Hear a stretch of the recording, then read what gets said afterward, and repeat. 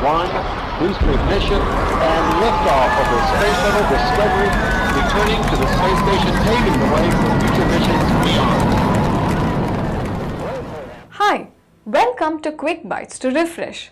In July 20th, 1969, with one small step, Neil Armstrong became the first one to walk on the moon. 45 years prior to that, landing on the moon was one of the subjects of intense study. 29 astronauts were considered for the Apollo 11 mission to the moon, out of which only 3 were shortlisted. An official announcement was made in January 1969 that Armstrong, Aldrin and Collins were considered as the official crew to the Apollo 11 mission to the moon. Who would be the first one to walk on the moon? Is it Armstrong or Aldrin? Though both the astronauts would get to walk on the moon, it is something special and to feel honored to be the first one. The press raised this question and there were a lot of speculations and rumors that it would be Aldrin to walk on the moon first. This was because of the Gemini program that sent 10 crewed flights to monitor the astronauts in spacewalk. At this time, it was said that Aldrin was the one who did the spacewalk.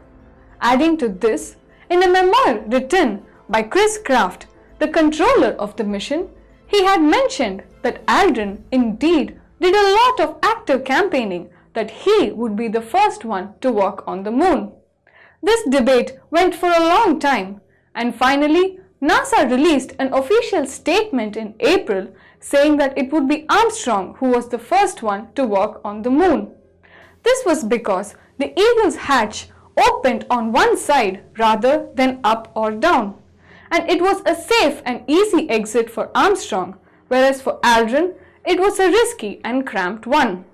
Furthermore, adding on to this, it is also said that Armstrong was much senior to Aldrin. Also, the other crew members felt that Armstrong's ego could handle it better when compared to Aldrin.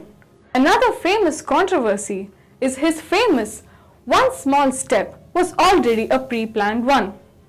But even in his last breath in 2012, Armstrong was very adamant that it was indeed a spontaneous one and not pre-planned. BBC released a documentary in which we had Armstrong and his brother spending some quality time in Cape Cod before the mission. After putting their boys to sleep, they were found playing a game of Risk. Yes, the board game. In the game, Armstrong handed over a small piece of paper to his brother in which it was written, "One small step for a man and a giant leap for mankind." In fact, Aldrin and Collins openly admitted that none of this was disclosed to him, but probably his brother is an exception. Though the first line was very famous, people don't remember the second line very much. According to the ground voice transcription, the second line uttered by Armstrong was something like this: "The surface is fine and powdery. I can feel it very loosely with my toes."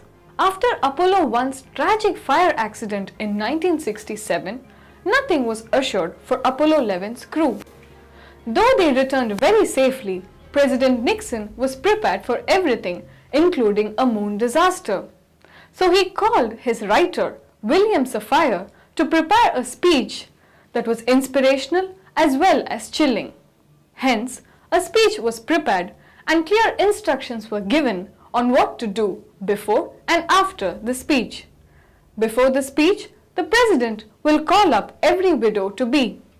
And after the speech, NASA will end all communications with the men, concluding with our Lord's Prayer, "Our Father who art in heaven."